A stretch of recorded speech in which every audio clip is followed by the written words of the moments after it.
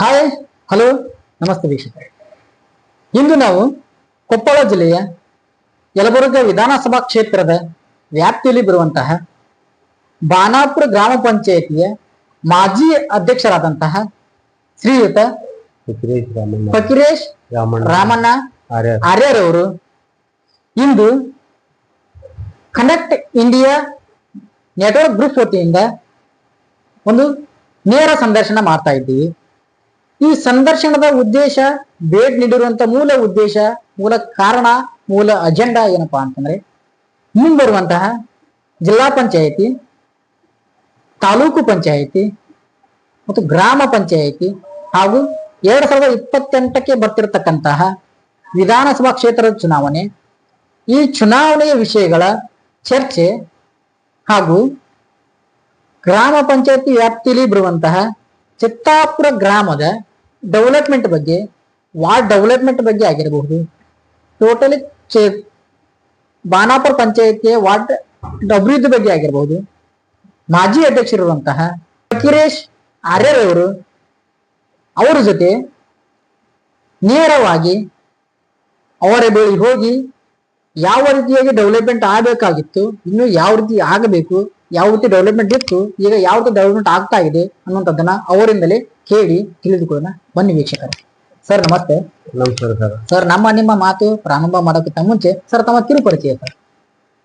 ಪ್ರಥಮವಾಗಿ ನಿಮ್ಮ ಮಾಧ್ಯಮದವರ ನಮ್ಮ ಪಂಚಾಯತಿ ವ್ಯಾಪ್ತಿ ಒಳಗ ಚಿತ್ತಾಪುರ ಗ್ರಾಮ ಬಂದಕ್ಕ ನಮ್ಗ ಸ್ವಾಗತವನ್ನ ಕೋರುತ್ತಾ, ಇವತ್ತ ನಮ್ಮ ಪರಿಚಯ ಹೇಳ್ಕೊಡ್ಬೇಕಂದ್ರ ನಮ್ಮ ಹೆಸರು ಫಕೀರೇಶ್ ರಾಮಣ್ಣ ಆರ್ಯ.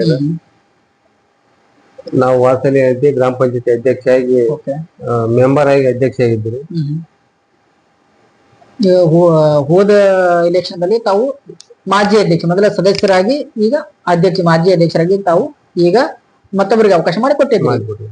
ಸರಿ ಸರ್. ಸರ್ ತಾವು ರಾಜಕೀಯಕ್ಕೆ ಬರೋಕ್ಕಿಂತ ಮುಂಚೆ ಸರ್ ತಮ್ಮ ಯಾವ ರೀತಿ ಸರ್ ರಾಜಕೀಯ ಜೀವನ ಹೇಗೆ ಸರ್, ಎಲ್ಲಿಂದ ಯಾವಾಗ ಹೇಗೆ ಶುರು ಆಯ್ತು ತಮ್ಮ ರಾಜಕೀಯ? ಗ್ರೂಪ್ ಪಂಚಾಯತಿಲಿಂದ ನಮ್ಮ ಅಪ್ಪರ ಗ್ರೂಪ್ ಪಂಚಾಯತಿ, ಆಮ್ಯಾಗ ನೆಕ್ಸ್ಟ್ ಏನೈತಿ ಮಂಡಲ ಪಂಚಾಯತಿಲಿಂದ ಏನೈತಿ ನೆಕ್ಸ್ಟ್ ನಾವು ಗ್ರಾಮ ಪಂಚಾಯತಿಗೆ ನಮ್ಮನ್ನ ಜನರ ಆಯ್ಕೆ ಮಾಡ್ಕೊಂತ ಬಂದಾರೆ. ಸರ್ ಎಷ್ಟು ವರ್ಷದಿಂದ ಸರ್ ತಮ್ಮ ರಾಜಕೀಯ ಜೀವನ? ಸುಮಾರು ಈಗ ಒಂದು 30-40 ವರ್ಷದಿಂದ ನಮ್ಮ ಮನೆತನ ತಮ್ಮ ಮನೆತನದಲ್ಲಿ 30-40 ವರ್ಷ ರಾಜಕೀಯದಲ್ಲಿ ಜನಸೇವೆ ಜನಾರ್ದನ ಸೇವೆ. Okay okay sir. ಸರ್ ಈಗ ಈ ಜನಸೇವೆ ಮತ್ತು ಜನರ ಸೇವೆ ಬಿಟ್ಟು ಸರ್ ತಮ್ಮ ಉಪಜೀವನಕ್ಕೆ ಸರ್ ತಾವ್ ಏನ್ ಕೆಲಸ ಮಾಡ್ತಾರೆ? ನಾವು ಬೇಸಾಯ ಮಾಡ್ತೀವಿ, ವ್ಯವಸಾಯ ರೈತಕ್ಕೆ ತಾವು ಮಾಡ್ತಾರೆ. ಅದರ ಜೊತೆಯಲ್ಲಿ ಇದು ಜನರ ಸೇವೆಯನ್ನ ಮಾಡ್ತಾ ಇದ್ದೀರಿ. ಸರಿ ಸರ್. ಸರ್ ಇವಾಗ ನಾನು ತಮ್ಮ ಡೆವಲಪ್ಮೆಂಟ್ ಬಗ್ಗೆ ಬರ್ತಾ ಇದ್ದೀನಿ. ಸರ್ ಇವಾಗ ತಾವು ಮಾಜಿ ಅಧ್ಯಕ್ಷರು ಸರ್, ಇವಾಗಿರುವಂತ ಈಗ ಹಾಲಿ ಅಧ್ಯಕ್ಷ ಕೂಡ ಇವಾಗಿದ್ದಾರೆ. ಸರ್ ತಾವು ಅಧಿಕಾರದಲ್ಲಿದ್ದಾಗ ಯಾವ ರೀತಿ ಡೆವಲಪ್ಮೆಂಟ್ ಆಗಿತ್ತು ಸರ್, ಇವಾಗ ಯಾವ ರೀತಿ ಡೆವಲಪ್ಮೆಂಟ್ ಆಗ್ತಾ ಇದೆ? ನಾವು ಇದ್ದಾಗನ ಡೆವಲಪ್ಮೆಂಟ್ ಆಗೈತ್ರಿ, ಈಗೂನು ಡೆವಲಪ್ಮೆಂಟ್ ಆಗೈತಿ ಸರ್. ಯಾಕಂದ್ರ ಇದಕ್ಕೆ ಡೆವಲಪ್ಮೆಂಟ್ ಆಗಕ್ ಕಾರಣ ನಮ್ಮ ರಾಯರೆಡ್ಡಿ ಸಾಹೇಬ್ರು, ನಮ್ಮ ತಾಲೂಕಿನ ಜನಪ್ರಿಯ ಶಾಸಕರಾಗಿರಂತ ಬಸವರಾಜ ರಾಯರೆಡ್ಡಿ ಸಾಹೇಬ್ರು. ಸರ್ ಈಗ ಮುಂಚೆನೂ ಡೆವಲಪ್ಮೆಂಟ್ ಇತ್ತು, ಇವಾಗ ಕೂಡ ನಮ್ಮ ಗ್ರಾಮಕ್ಕೆ ಮೊದ್ಲಾಗ ಏನೈತಿ ಬಹಳ ಇದೈತ್ರಿ. ನಾವು ಈಗ ನೆಕ್ಸ್ಟ್ ಏನೈತಿ ನಾವು ಗ್ರಾಮ ಪಂಚಾಯತಿ ಮೆಂಬರ್ ಆಗಿ ಅಧ್ಯಕ್ಷ ಆಗಿಂದ ಏನೈತಿ ನಮ್ಮ ಊರಿಗೆ ಬ್ರಿಡ್ಜ್ ಇದ್ದಿದ್ದಿಲ್ರಿ. ಈ ಹಾಳಕ್ಕೆ ಏನೈತಿ ಒಂದ್ 2-3 ಹಾಳಕ್ ಹೋಗ್ಬಿಟ್ರಿ ಸರ್. ಹಾಳಕ್ ಹೋದಾಗ ಏನೈತಿ ನಮ್ಮ ರಾಯರೆಡ್ಡಿ ಸಾಹೇಬ್ರಿಗೆ ಮನವರಿಕೆ ಮಾಡಿದ್ರಿ, ಹಿಂಗ್ ಸರ್ ಹಿಂಗ್ ಬ್ರಿಡ್ಜ್ ಆಗ್ಬೇಕು ಹಿಂಗ ಅಂತ 1.5 ಕೋಟಿ ರೂಪಾಯಿ ಬ್ರಿಡ್ಜ್ ಮಾಡಿದ್ರಿ ಸರ್. ಆಮ್ಯಾಗ ಏನೈತಿ ತಳಕಲ್ ಟು ಚಿತ್ತಾಪುರ ರೋಡ್ ಒಂದ್ 15-20 ಲಕ್ಷ ರೂಪಾಯಿ 40 ಲಕ್ಷ ರೂಪಾಯಿ ಡಾಂಬರೀಕರಣ 16 ಆಗ್ರಿ 2016. ಆಮ್ಯಾಗ ಏನೈತಿ ಈಗ ಮತ್ತೆ ನೆಕ್ಸ್ಟ್ ಈಗ ಮತ್ತೆ ಏನೈತಿ ಡಾಂಬರೀಕರಣ ಅಗಲೀಕರಣ ಹಾಕ್ಯಾರ ಈಗ. ಆಮ್ಯಾಗ ಏನೈತಿ ಮತ್ತೆ 1 ಕೋಟಿ ರೂಪಾಯಿ ಸಿಸಿ ರಸ್ತೆ ಹಾಕ್ಯಾರ. ಆಮ್ಯಾಗ ನಮ್ಮ ರಾಯರೆಡ್ಡಿ ಸಾಹೇಬ್ರು ಅಭಿವೃದ್ಧಿಗೆ ನಮ್ಮ ಕರ್ನಾಟಕದಾಗ ಮುಂದಂದ್ರ ನಡಿಲ್ಲ. ಯಾಕಂದ್ರ ಈಗ ಶಾಸಕರಾಗ್ರಿ ಅಂದ್ರ ತಮ್ಮದ ಆದಂತ ಒಂದು ಸಂಸ್ಥೆ ತೆಗಿತಾರೆ. ಈಗ HK ಪಾಟೀಲ್ ಅದಾರ್ರಿ, ನಮ್ಮ HK ಪಾಟೀಲ್ ಇಂಜಿನಿಯರ್ ಕಾಲೇಜ್, ಆಮೇಲೆ ಅವ್ರ ತಂದೆ ಅವ್ರ ಹೆಸರು ಇಟ್ಕೊಂಡ್ ತೆಗಿತಾರೆ ಸಂಸ್ಥಾನ. ಆದ್ರ ಬೇಕಾದ್ರೆ ನೀವು ನಮ್ಮ ತಾಲೂಕಿನಾಗ ಹೋಗಿ ನೋಡ್ರಿ, ನೀವು ಇಂಜಿನಿಯರ್ ಕಾಲೇಜು ಆಮ್ಯಾಗ ಕರಕೌಶಲ್ಯ ಅಭಿವೃದ್ಧಿ ಒಂದು ಸಾಲಿ ತೆಗದಾರ. ನೀವು ಅದನ್ನ ನೋಡಿಬಿಟ್ನಿ ಅಂದ್ರ ನಮ್ ತಾಲೂಕ್ ಯಾವ ಮಟ್ಟದಾಗ ಅಭಿವೃದ್ಧಿ ಆಗೈತಿ ಅನ್ನೋದು ನಿಮ್ಗ ಗೊತ್ತಾಗತ್ರಿ. ಎಸ್ ಸರ್ ಎಸ್ ಆ ಇಂಜಿನಿಯರ್ ಕಾಲೇಜ್ನಾಗ ಆಮ್ಯಾಗ ಇದು ಕೌಶಲ್ಯ ಅಭಿವೃದ್ಧಿ ಒಂದು ಸಂಸ್ಥೆ ತೆಗದಾರೆ. ತಮ್ಮ ಹೆಸರೇ ತೆಗ್ದಿಲ್ರಿ ಅವರು. ಸರ್ಕಾರದಿಂದ ಒಂದು ಸಂಸ್ಥೆ, ಒಂದು ಗೌರ್ಮೆಂಟಿನ ಸಂಸ್ಥೆ ಏನದಾವ ಅಂದ್ರೆ ನಮ್ಮ ಯಲಬುರ್ಗಿ ತಾಲೂಕಿನಾಗ ಅದಾವ್ರಿ. ನಿಮ್ ಕರ್ನಾಟಕದಾಗ ನೀವು ಬೇಕಾದ್ರೆ ನೀವು ಮಾಧ್ಯಮದವ್ರಿದ್ರಿ, ಅಬ್ಸರ್ವ್ ಮಾಡಿ ನೋಡ್ರಿ ನೀವು. ಈಗ ಕೆಲವೊಂದ್ ತಮ್ಮ ಶಾಸಕರ ತಮ್ಮ ಅಂಡರ್ನ್ಯಾಗ ಸಂಸ್ಥೆ ನಡೆದಿರ್ಬೇಕು, ಅಂತ ಸಂಸ್ಥೆ ತೆಗದಾರ್ರಿ. ಆದ್ರ ನಮ್ಮ ಎಲ್ಲರ ಗೌರ್ಮೆಂಟ್ ಸಂಸ್ಥಾ ಅದಾವಂತ ಅಂದ್ರ ಯಲಬುರ್ಗಿ ತಾಲೂಕಿನಾಗ್ರಿ. ಆಮ್ಯಾಗ ಈಗ 9 ಮುರಾರ್ಜಿ ಸ್ಕೂಲ್ ರೀ. ಮುರಾರ್ಜಿ ಸ್ಕೂಲ್ ಫಸ್ಟ್ ನಮ್ಮ ತಾಲೂಕಿಗೆ ಬಂದಿದ್ದ ನಮ್ಮ ರಾಯರೆಡ್ಡಿ ಸಾಹೇಬ್ರಿಂದ. ಅವಾಗ ಏನೈತಿ ಫಸ್ಟ್ ಪ್ರಪ್ರಥಮವಾಗಿ ಒಂದು 4-5 ಮುರಾರ್ಜಿ ಸ್ಕೂಲ್ ತಂದ್ರಿ. ಈಗ ನಮ್ಮ ತಾಲೂಕಿನಾಗ ಇವತ್ತ ಪ್ರತಿಯೊಂದು ಸಣ್ಣ ಹಳ್ಳಿ ಐತಿ ಅಂದ್ರ ಅಲ್ಲಿ SLC 10th ಮಠ ಏನೈತಿ ಶಾಲೆ ಸಂಸ್ಥಾ ತೆಗದಾರ, ಪ್ರೌಢಶಾಲೆ ತೆಗದಾರ. ಆಮೇಲೆ ಇಂಜಿನಿಯರ್ ಕಾಲೇಜ್ ಬೇಕಾದ್ರೆ ನೀವು ನಮ್ಮ ತಾಲೂಕು ನಮ್ಮ ಕರ್ನಾಟಕದಾಗ ಎಲ್ಲಾರ ಹೋಗ್ರಿ, ತಮ್ಮ ಬಗನ ಬಾಳ ದಿನ ಶಾಸಕರ ಆಜ್ಞೆ ಅಂತ ತಮ್ಮ ಹೆಸರೇ ಸಂಸ್ಥಾ ತೆಗೆದಿರ್ತಾರೆ. ಸ್ವತಃ ತಮ್ಮ ಸಂಸ್ಥೆ ಮಾಡಿಕೊಂಡು ತಮ್ಮ ಹೆಸರೇ ಒಂದು ಸ್ಕೂಲ್ ಕಾಲೇಜ್ ತಮ್ಮ ಒಂದು ಹೆಸರೇ ಬೆಳಿತಾರೆ. ಆ ರೀತಿ ಸರ್ಕಾರದಿಂದ ಒಂದು ಶಿಕ್ಷಣವನ್ನ ಮೇಲ್ಮಟ್ಟಕ್ಕೆ ಏರ್ಸ್ಬೇಕಾದ್ರ ಸರ್ಕಾರದಿಂದ ಒಂದು ಸರ್ಕಾರ ಒಂದು ಹೆಸರಿನ ಮ್ಯಾಗ ಇಲ್ಲಿ ತಂದು ನಮ್ಮ ತಾಲೂಕಿನಾಗ ಅಭಿವೃದ್ಧಿ ಮಾಡಿದಂತ ಸಾಹೇಬ್ರು ಯಾರು ಹೇಳಿದ್ರು? ರಾಯರೆಡ್ಡಿ ಸಾಹೇಬ್ರು, ಬಸವರಾಜ ರೆಡ್ಡಿ ಅವರು ಇರುವಂತ ಶಾಸಕರು, ಇವರಿಂದ ಅಭಿವೃದ್ಧಿ ಆಗಿದೆ. ಸರಿ ಸರ್, ಆಮೇಲೆ ಏನೈತಿ 2000 ಈಗ ಕಾಂಗ್ರೆಸ್ ಪಾರ್ಟಿಯಿಂದ 2013-14 ಈಗ ನಮ್ಮ ಇವ್ರ ಕೃಷಿ ಮಂತ್ರಿ ಆಗಿದ್ರಿ ಕೃಷ್ಣ ಬೈರೇಗೌಡ್ರಿ. ಅವರು ಕೃಷ್ಣ ಬೈರೇಗೌಡ್ರು ಇದಾದಾಗ ರೈತರಿಗೆ ಬಹಳ ಅನುಕೂಲ. ಕೆರೆ ಅದ್ಭುತವಾದ ಕೆರೆ ಕಟ್ಟಿಸಿದ್ರು.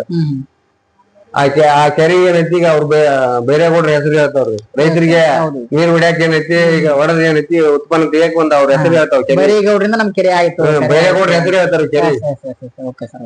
ಆಮೇಲೆ ಏನೈತಿ ಈಗ ಸಿದ್ದರಾಮಯ್ಯನವ್ರದ್ದು ಹೇಳ್ಬೇಕಂದ್ರ, ಈಗ ಬಡವ್ರ ಎಲ್ಲೇ ಹೋಗ್ಬೇಕಂದ್ರೆ ಎಲ್ಲಿ ಒಂದು ಪಂಚ ಗ್ಯಾರಂಟಿ ಯೋಜನೆ.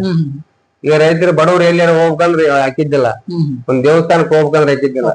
ಈಗ ಸ್ತ್ರೀ ಶಕ್ತಿ ಯೋಜನೆ ತಂದ್ರೆ, ಶಕ್ತಿ ಯೋಜನೆ ತಂದ್ರಿ. ಈಗ ಬಡವ್ರು ಏನೈತಿ, ಹೆಣ್ಮಕ್ಳು ಏನೈತಿ ತಾವ ದೇವಸ್ಥಾನಕ್ಕೆ ಹೋಗಿ ಬರ್ತಾವ.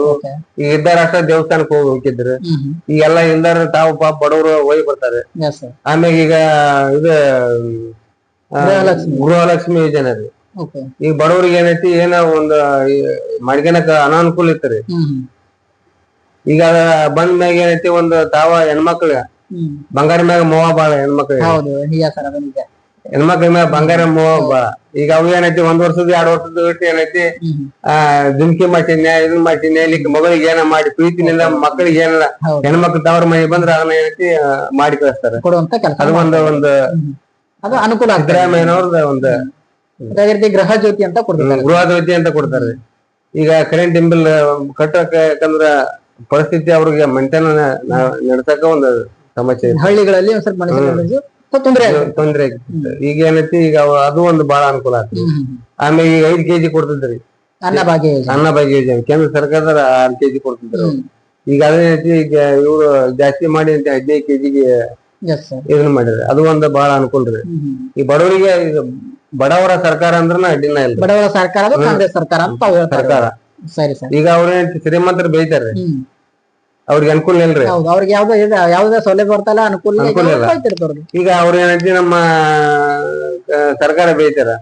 ಆಮ್ಯಾಗ ಏನೈತಿ ಅವ್ರಿಗೆ ಈಗ ಅನ್ಎಜುಕೇಟೆಡ್ ಮಂದಿಗೆ ತಲೆ ತುಂಬ್ತಾರ. ನೀವು ಗ್ಯಾರಂಟಿಲಿಂದ ಏನೈತಿ ಎಲ್ಲಾ ನಮ್ ದೇಶ ತಾವು ತಿಂತಾರಲ್ಲ, ಅದರಿಂದ ಹಾಳಾಗಲ್ಲ. ಇಂತ ಬಡವ್ರಿಗೆ ಏನೈತಿ ಹಾಳಾಗುತ್ತಂತ ಈಗ ಏನೈತಿ ಅಂತಾರ. ಸರಿ ಸರ್, ಇವಾಗ ತಾವು ಗ್ಯಾರಂಟಿ ಬಗ್ಗೆ ಮಾತಾಡ್ತಾ ಇದ್ರಿ, ತಮ್ಮ ಸಿದ್ದರಾಮಯ್ಯ ಅವ್ರ ಬಗ್ಗೆ ಹೇಳಿದ್ರಿ, ಮತ್ತೆ ತಮ್ಮ MLA ಆಗಿರೋ ಶಾಸಕರ ಬಗ್ಗೆ ಹೇಳಿದ್ರಿ. ಸರ್, ಇವಾಗ ಮತ್ತೆ ಈಗ ಡಿಸೆಂಬರ್ಗೆ ಈಗ ಗ್ರಾಮ ಪಂಚಾಯತ್ ಚುನಾವಣೆ ಇರುವಂತಹ ಸದಸ್ಯರ ಅವಧಿ ಮುಕ್ತಾಯ ಆಯ್ತು. ಮತ್ತೆ ಜನವರಿ ಮತ್ತು ಫೆಬ್ರವರಿಗೆ ಚುನಾವಣೆ ಬಂತು. ಅದೇ ರೀತಿಯಾಗಿ 2028ಕ್ಕೂ ಸಹಿತ ವಿಧಾನಸಭಾ ಚುನಾವಣೆ ಬಂತು. ಸರ್, ಈಗ ಗ್ರಾಮ ಪಂಚಾಯತಿ ಚುನಾವಣೆಗೆ ಸರ್ ತಾವೇನಾದ್ರೂ ಮಾಜಿ ಅಧ್ಯಕ್ಷರಿದ್ದೀರಿ ಸರ್, ಈಗ ಮತ್ತೆ ತಾವು ಏನಾದ್ರು ಸ್ಪರ್ಧೆ ಮಾಡುವಂತ ಅಪೇಕ್ಷೆ ಇದೆ ಸರ್ ತಮ್ಮಲ್ಲಿ ಏನಾದ್ರು? ಜನರ ಅಪೇಕ್ಷೆ ನಮ್ಮ ಅಪೇಕ್ಷೆ. ನಾವು ಇದನ್ನ ಮಾತ್ರಲ್ಲ, ನಮ್ಗೆ ಏನೈತಿ ದುಡಿಯಕ್ಕೆ ಚಾನ್ಸ್ ಕೊಟ್ರ ಸೇವಾ ಮಾಡಕ ಚಾನ್ಸ್ ಇದನ್ನ ಮಾಡಿದ್ನಂದ್ರ ಅವ್ರೆಲ್ಲ ಅಭಿಪ್ರಾಯ ಇದೆ. ಈ ಜನರ ಅಭಿಪ್ರಾಯದಲ್ಲಿ ತಾವು ನಿಂತಿರೋದು. ಸರಿ ಸರ್, ಇವಾಗ ಮುಂಬರುವ ಚುನಾವಣೆ 2028ಕ್ಕೆ ವಿಧಾನಸಭಾ ಕ್ಷೇತ್ರ ಚುನಾವಣೆ. ಸರ್, ಈ ಚುನಾವಣೆ ಬಗ್ಗೆ ಸರ್ ತಾವು ಈ ಕಾಂಗ್ರೆಸ್ ಸರ್ಕಾರ ತಾವು ಸರ್ಕಾರ ಮತ್ತೆ ತಾವು ಕಾಂಗ್ರೆಸ್ ಸರ್ಕಾರ ಆರಿಸಿ ಬರ್ಬೇಕು ಅಂತ ತಾವು ಹೇಳ್ತಾರೆ ಸರ್. ಈ 2028ಕ್ಕೆ ಸರ್ ಯಾವ ರೀತಿ ತಾವು ಜನರಿಗೆ ಮನವರಿಕೆ ಮಾಡ್ಕೊತೀರಿ ಸರ್ ಚುನಾವಣೆ ಬಗ್ಗೆ? ಜನವರಿಗೆ ಈಗ ಅವ್ರಿಗೆ ಮನವರಿಕೆ ಮಾಡಿಕೊಡೋದಿಲ್ಲ, ಇವು ಅಭಿವೃದ್ಧಿಯೇ ಒಂದು ಮನವರಿಕೆ ರೀ. ಅವ್ರಿಗೆ ಮನವರಿಕೆ ಆಗೈತ್ರಿ. ಈಗ ಎಷ್ಟ ಬಡವರಿಗೆ ಅನುಕೂಲ ಆಗೈತಿ, ಶಕ್ತಿ ಯೋಜನೆ ಎಷ್ಟು ಅನುಕೂಲ ಆಗೈತಿ, ಆಮ್ಯಾಗ ಗೃಹಲಕ್ಷ್ಮಿ ಎಷ್ಟು ಯೋಜನೆ ಆಗೈತಿ, ಆಮ್ಯಾಗ ಇದು ಕರೆಂಟ್ ಬಿಲ್ಲಿಂದ ಎಷ್ಟು ಅನುಕೂಲ ಆಗೈತಿ. ಅವ್ರಿಗೆ ಏನೈತಿ ಅವ್ರ ಹೃದಯದಾಗ ಅವ್ರ ಏನೈತಿ ನಾವು ಜನರಿಗೆ ಏನೈತಿ ಇದಲ್ಲ, ಅವ್ರ ಏನೈತಿ ಅದ ಒಂದ ಅವ್ರಿಗೆ ಕೆಲಸಗಳಿಂದ ಅವ್ರ ಮನಸಾಕ್ಷಿಗೆ ಸರಿ ಸರ್. ನಿಮ್ ಮನಸಾಕ್ಷಿ ಹೆಂಗೈತಿ ಏನೈತಿ, ಒಳ್ಳೇದಾದ್ರ ಒಳ್ಳೇದ ಮಾಡ್ರಿ, ನಿಮ್ಗೆ ಇದಾಗೈತಿ ಅಂದ್ರೆ ನೀವು ಏನೈತಿ ಕಾಂಗ್ರೆಸ್ ಸರ್ಕಾರಕ್ಕೆ ಏನೈತಿ ಮಾಡ್ಬಿಡುತ್ತೆ. ಸರಿ ಸರ್. ಸರಿ, ಇಲ್ಲಿವರೆಗೂ ತಾವು ನಮ್ಮ ಜೊತೆ ತಮ್ಮ ನೇರವಾದ ನುಡಿಗಳನ್ನ ಹಂಚಿಕೊಂಡಿದ್ದಕ್ಕೆ ತಮಗೆ ಧನ್ಯವಾದ.